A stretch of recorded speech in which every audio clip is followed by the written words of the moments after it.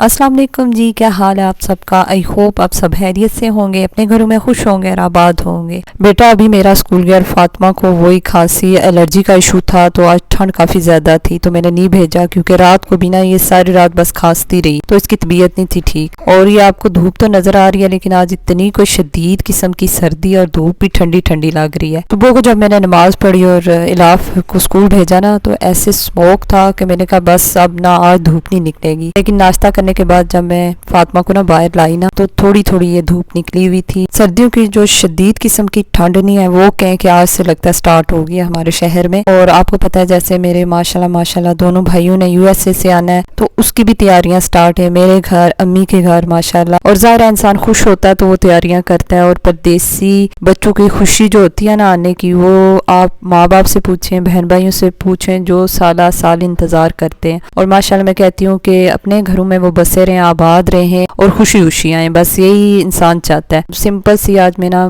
बना रही थी साबुत मसूर की दाल और इसको तड़का लगा रही हूँ। आज को मेरा दिन इतना बिजी था और बस मैंने ना फटाफट सिंपल सा खाना बना लिया था, क्योंकि आज मैंने ना अपने घर के भी बड़े से काम खोले हुए थे और अम्मी के घर भी जाना था, अम्मी को भी बहुत से काम करके देने थे। आज हमने ना बाज़ार भी जाना था और बहुत से काम करने थे। अम्मी ने कहा कि बस इलाफ अगर ना जब स्कूल से आता है ना तो तुमने उसी वक्त आ जाना है। तो मेरे घर के काम तो ख़त्म हो गए थे, खाना देना था बच्चों को, हस्बैंड को, और इसके बाद अम्मी की तरफ चले जाना था। अम्मी ने कहा था कि रात का खाना तुम इधर ही खा लेना। इसके अलावा अम्मी से मैं पूछ रही थी कि भाइयों ने तो कल आ जाना है, माशाल्लाह आ जाएंगे सुबह के 11-12 बजे तक, तो मुझे बताएं कि मैं क्या बनाऊं खाने में। उन्होंने कहा कि तुम्हारे बच्चे ठीक नहीं है, मतलब फातिमा की तबीयत ठीक नहीं है, तो तुम बस बच्चों को देखो, खाना मैं बना लूंगी। सर्दियों में जी गर्मा गर्म दाल चावल होना मुझे बड़े अच्छे लगते हैं और मैं ना सिंपल खाना पसंद करती हूँ। पर माशाल्लाह मेरे हस्बैंड को ना नित नए खाने खाने का ना बड़ा शौक है, तो उनके लिए फिर मैं बनाती रहती हूँ। तो हस्बैंड भी आ गए थे, बेटा भी आ गया था और टाइम पर अल्हम्दुलिल्लाह खाना बन गया था। सबसे पहले हस्बैंड को खाना दिया, कपड़े बेटे के चेंज किए, बच्चों को खाना दिया, खुद खा के हस्बैंड को कहा कि मुझे ना आप बस ड्रॉप कर दें। और फातिमा यहाँ ना पढ़ रही है माशाल्लाह, इससे पढ़ने का, स्टडी करने का, राइटिंग रीडिंग करने का बड़ा शौक है। और आपको ये मैं बेल दिखा रही हूँ, ये तकरीबन आज से 5-6 माह पहले ना इसके सिर्फ 3-4 पत्ते थे, और रोज़ाना केयर करने से, पानी देने से तो माशाल्लाह ये देखें इतनी ज़्यादा ये लंबी हो गई है। और मुझे इतनी खुशी होती है जब भी मैं इसे देखती हूँ। तो इसके बाद जी मैं आ गई थी अम्मी के घर, और जब मैं आई ना तो ये देखें भतीजे भतीजियाँ तैयारियों में लगे हुए थे। और मेरे बच्चों को और मेरे भतीजे भतीजों को ये अपने मामू चाचू से इतने ज़्यादा अटैच है जिसका हिसाब ही नहीं है। सबसे ज़्यादा खुशी ना वो बच्चों को थी, क्योंकि बच्चे बहुत ज़्यादा अटैच हैं। तो मेरे बच्चे भी माशाल्लाह इतने ज़्यादा खुश थे। तो फातिमा तो पता नहीं कितनी दफ़ा रो चुकी है कि मैं आज अम्मी के घर आई हूँ तो मामू नहीं आए हुए, मतलब उसको रोज़ समझाना पड़ता था। आज उसे ना थोड़ी तसल्ली थी कि आज ये तैयारियाँ व्यारियाँ कर रहे हैं ना, तो बस मामू आने वाले हैं। और बस ये तो काम कर रहे थे और फिर उन्होंने कहा कि फुप्पो आप भी हमारी हेल्प करें। मैं भी इनके साथ लग गई थी और अम्मी कह रही थी इनके फालतू कामों को इन पे छोड़ दो और तुम आओ मेरे काम करो। माशाल्लाह क्लीनिंग तो इनकी लगी हुई थी, हेल्पर भी आई हुई थी, मुलाजिम भी। माशाल्लाह इनका घर ना सारा क्लीन था। काम ये करना था कि अम्मी को बेडशीट की नहीं समझ आ रही थी कि कौन सी बेडशीट्स में बिछाऊँ, तो कह रहे थे कि तुम बताओ।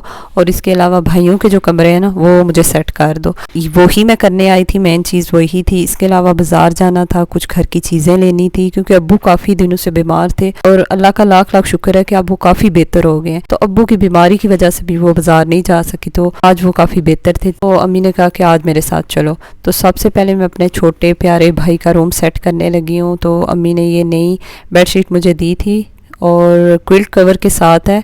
माशाल्लाह इतना इसका प्यारा कलर था। और मेरी प्यारी अम्मी जी की मासूमियत देखें, नई नई बेडशीट्स और नई नई रज़ाइयाँ निकाली हैं, मतलब माँ को कितनी ज़्यादा खुशी होती है। और मेरे पास बैठी हुई थी और कह रही थी अच्छी सी बिछाना, प्यारी सी बिछाना, कमरा अच्छा सा सेट करना। और मेरे पास बैठी हुई थी, इतनी ज़्यादा थकी हुई थी। मैंने कहा आप जाके लेट जाए, मैं कर लूँगी। उन्होंने कहा नहीं मैं इधर ही बैठी हुई। तो ये देखें बेडशीट मुझे इतनी अच्छी लगी। मुझे ऐसे ना कलरफुल कपड़े, बेडशीट्स घर में ऐसे ना कलर्स अच्छे लगते हैं। क्विल्ट कवर बहुत ही ज़बरदस्त था, खुला खुला था। ये बेडशीट आइडियाज़ वालों की है, इस वजह से बता रही हूँ कि आप फिर पूछते हैं। और इसमें ना 4 पिलोज थे, तो माशाल्लाह सर्दियों के लिए तो ये बेस्ट है। और ये देखें मैंने इनका रूम थोड़ा सेट कर दिया था। अब जी मैंने कहा कि अम्मी अब्बू जी का रूम भी इसके बाद सेट कर लेती हूँ और फिर दूसरे भाई का रूम सेट करूँगी। अम्मी के बेड पे मैंने ये वाली बेडशीट बिछाई थी, साथ ही ने ये मैंने मैच करके दिया था रज़ाई का कवर। ये भी इनकी बेडशीट बिल्कुल नहीं है और ये यूके से लाई हैं, इतने मज़े की फ्रीज़ वाली और वेलवेट वाली हैं, ये बहुत ही ज़बरदस्त है सर्दियों के लिए। इसके बाद जी अम्मी ने कहा तुम काफ़ी ज़्यादा थक गई हो तो तुम खाना खा लो। अम्मी ने मीठे में गजरेला बनाया था, गाजर का हलवा। ये बनाया तो भाइयों के लिए था, फिर लेकिन हमने भी सब ने खाया है। और अम्मी ने कहा सबसे पहले ना बच्चों को खाना दो, खुद खाओ। और खाना खाने के बाद जी अम्मी कह रही थी कि जल्दी जल्दी ना बाज़ार जाते हैं क्योंकि यहाँ जी शाम हो रही थी। तो खाने में जी आलू चिकन बना था। मैंने कहा अम्मी जी एक रूम रह गया, उसको मैं सेट कर लूँ, फिर मैं ना टेंशन फ्री हो जाऊँगी। तो ये दूसरे भाई हैं, उनका रूम सेट कर रही थी। ये ऊपर वाले पोर्शन में बेडरूम है जो उनका सेट कर रही थी। यहाँ उन्होंने सिर्फ और सिर्फ सोने के लिए आना था। तो ये वाली जो बेड शीट है ये भी बिल्कुल नई है और बहुत ही प्यारी है। तो यहाँ भी मैंने ना ये वाला रूम भी साफ़ कर दिया, सेट कर दिया था। इसके बाद जी हम चले गए थे बाज़ार, और बाज़ार आए हम। चाय पार्टी सारे हमारे साथ थे, इतने ज़्यादा एक्साइटेड थे। उन्होंने कहा कि आपने जहाँ जाना है हमने भी जाना है। तो मेन हमारा आने का मकसद यहाँ ये था कि अम्मी के लॉन्च में अम्मी को चाहिए थी कैलीग्राफी, तो कब से चाहिए थी। और अम्मी को ना मैं यहाँ लेके आई थी। मैं अक्सर ना अपने घर की जो पेंटिंग है, कैलीग्राफी है, यहीं से लेके जाती हूँ, B4 मॉल से। अम्मी को कोई पसंद नहीं आ रही थी। फिर अम्मी को अम्मी के लॉन्च का फर्नीचर था जो भी थीम के साथ में ना मैंने मैच करके ना एक इन्हें कैलीग्राफी पसंद करके दी, तो अम्मी ने ले ली। यहाँ फिर ना मैं कप्स और चीजें देखना शुरू हो गई थी। तो फिर मैंने सोचा कि मैं वापसी पे आऊंगी ना तो फिर लूंगी। और मुझे यहाँ ना कुछ काफी ज्यादा चीजें पसंद आई थी, क्योंकि हमने आगे भी बाजार भी जाना था। तो अम्मी ने कहा वहां से हो आते हैं, वापसी पे टाइम हुआ ना तो फिर तुम इधर आ जाना। काफी ज्यादा ना होम डेकोर के जो चीजें आइटम्स हैं बहुत अच्छे हैं, डिसेंट हैं, काफ़ी ज़्यादा अच्छी चीज़ें। और थोड़ी क्वांटिटी में ना यहाँ बर्तन भी हैं, लेकिन जो भी बर्तन है काफ़ी ज़्यादा डिसेंट है। ख़ास तौर पे जो कप्स हैं ना, इनके टी मग्स वो बहुत ही अच्छे हैं और थोड़े से एक्सपेंसिव हैं, थोड़े नहीं ज़्यादा ही हैं। मुझे ना यहाँ कुछ कप्स बहुत ज़्यादा अच्छे लगे थे। और इंशाल्लाह कल से ना आपको रेगुलर व्लॉग्स मिलेंगे, क्योंकि मेरे माशाल्लाह भाई आ जाएंगे तो फिर तो घर में रौनक लग जाएगी। रोज़ अम्मी के घर आना जाना होगा। और जो परदेसी भी आते हैं ना उनकी भी रौनकें ही अलग होती हैं, एकदम घर में रौनक लगती है। और जब चले जाते हैं ना तो ऐसी उदासी छा जाती है। हम तो बचपन से देख रहे हैं माशाल्लाह, मेरी 3 बहनें 2 भाई वो आउट ऑफ कंट्री हैं, और हमें पता है जब वो आते हैं आने की खुशी कितनी होती है, और जब वो जाते हैं उसका गम क्या होता है। इतने दिन ना अम्मी के घर में उदासी वीरानी छाई रहती है, तो फिर एडजस्ट करना काफ़ी ज़्यादा मुश्किल होता है कि एकदम आप इतने खुश हैं और फिर इतनी खुशी के बाद ना वो चले जाते हैं, फिर इतना ज़्यादा इंसान मिस करता है। अच्छा, ये मेरी बातें वही समझ सकते हैं जिनके बहन भाई ना दूसरे मुल्क में परदेसी हैं। अच्छा, यहाँ से तो हम निकल आए थे तो बच्चों ने यहाँ झूले स्लाइड लेना शुरू हो गए। रूम वाला झूला नहीं होता यहाँ जी। फिर बैठ के हमने पिक्स वगैरह बनाई, फ़ोटोज़ वगैरह बनाए, और इसके बाद यहाँ से बच्चे और बड़े दोनों नहीं निकल रहे थे। फिर मैंने कहा यहाँ से चलें क्योंकि टाइम काफ़ी ज़्यादा हो गया है और अब्बू भी घर में है। तो यहाँ से हम निकले थे क्रॉकरी वाली शॉप पे, क्योंकि अम्मी ने कुछ ना बर्तन चेंज करवाने थे।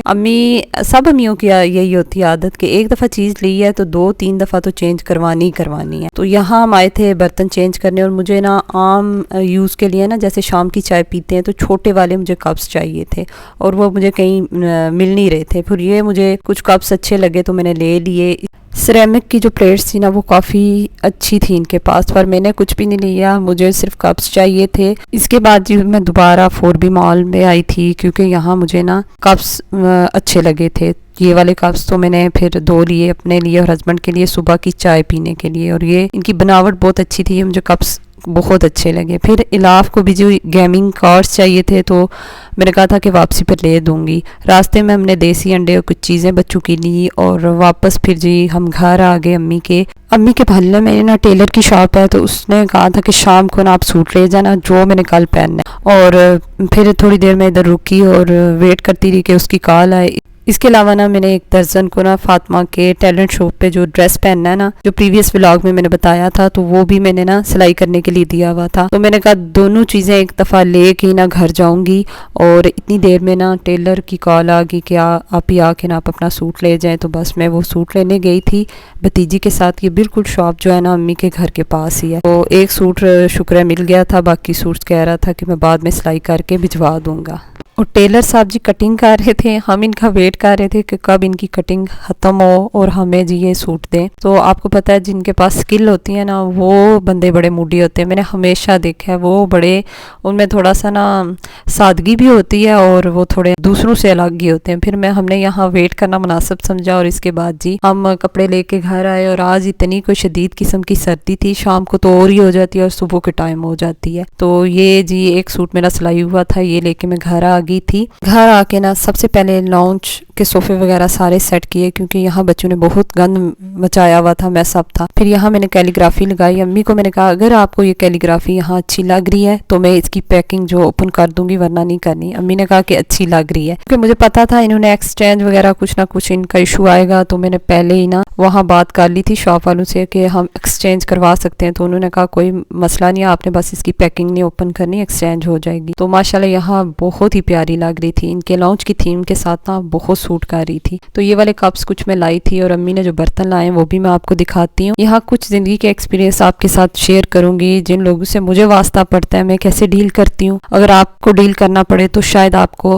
आसानी रहेगी। कुछ ऐसे लोग होते हैं ना जो बिल्कुल एक नंबर के नकम्मे होते हैं, जो ना अपनी जिम्मेदारियां ना अपने फ़राइज़ पूरे कर सकते हैं और जहाँ कहीं उनकी ज़रूरत होती है वहाँ वो अवेलेबल भी नहीं होते और अपनी भी जिम्मेदारियां ना आपके सर पे थोपते हैं। अगर आप समझदार हैं, आप में टैलेंट है और आप कोई अच्छा काम कर रहे हैं ना तो फिर इनसे हजम बिल्कुल नहीं होगा। ये जल बुन जाएंगे, आपके काम में से गलतियां निकालेंगे, क्योंकि आपने इनकी कमी कहीं महसूस होने ही नहीं दी। आपने उस चीज़ को फिल कर दिया। आप समझदार हैं, आप अच्छे हैं, आप दिल के साफ हैं, आपकी नीयत साफ है, अपनी हर जिम्मेदारी निभाते हैं और दूसरों के लिए भी सुकून का बायस बनते हैं और दूसरों को भी जब ज़रूरत होती है वहाँ पहुँचते हैं। तो फिर ये जो चीज़ है ना इनसे बिल्कुल हजम नहीं होती और फिर जब इनकी रोक टोक होती है ना तो फिर यही कहते हैं कि हाँ इसी ने पढ़ाया होगा। होपफुली आज का व्लॉग अच्छा लगा होगा। नेक्स्ट व्लॉग तक अल्लाह हाफिज़।